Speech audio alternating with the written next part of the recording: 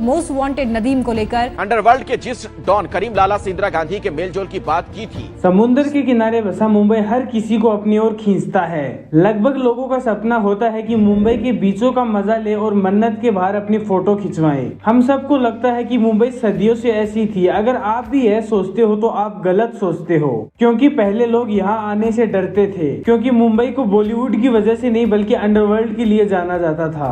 3 don जिन्होंने किया underworld को कब्जे में। जी हाँ, 1940 से 1980 तक अंडरवर्ल्ड को किया रखा कब्जे में।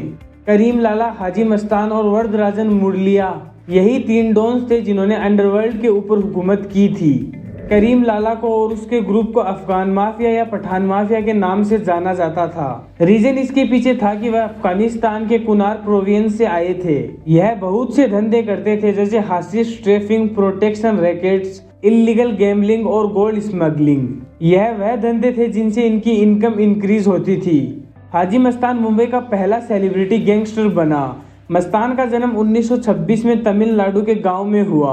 मस्तान 8 साल की उम्र में अपने पिता के साथ मुंबई आए। मस्तान ने कुछ साल साइकिल रिपेयर्स में काम करने के बाद बॉम्बे डॉक्स में एक कुली की तरह काम किया और यहाँ से शुरू हुई मस्तान की क्रिमिनल लाइफ। करीम लाला के साथ मिलकर मस्तान ने अंडरवर्ल्ड में अलग ही पहचान बनाई। मस्तान ने gold, silver, electronic goods smuggling में लाखों रुपए कमाए। और तो और मस्तान ने फिल्म इंडस्ट्री में डायरेक्टर के द्वारा अपने पैसे इन्वेस्ट किए। वरदराजन, जिसे पॉपुलरली वर्दा भाई के नाम से जाना जाता था, वह एक तमिल मॉबस्टर था। पहले वरदराजन ने अपनी जिंदगी की शुरुआत एक कुली की तरह ही की थी। फिर क्रिमिनल वर्ल्ड में आगे जाने के लिए वरदराजन ने अवैध शराब बेची। हम सब ने सुना है कि एक मयान में एक ही तलवार होती है, लेकिन यहाँ कुछ अलग ही था। यहाँ एक मयान में 3 तलवार थी, यानी कि इन 3 डॉन में कोई लड़ाई नहीं थी, क्योंकि इनके बीच एक समझौता हुआ था। इस वजह से इनके बीच कोई लड़ाई ही नहीं थी। इन तीनों ने लगभग पूरे मुंबई के ऊपर राज कर लिया था, लेकिन उन्हें 20-25 सालों में एक बच्चा पैदा हुआ और उसी ने आगे जाकर इनका खात्मा किया। जी हाँ, उसका नाम था Dawood Ibrahim Kaskar. The most wanted criminal, Dawood Ibrahim.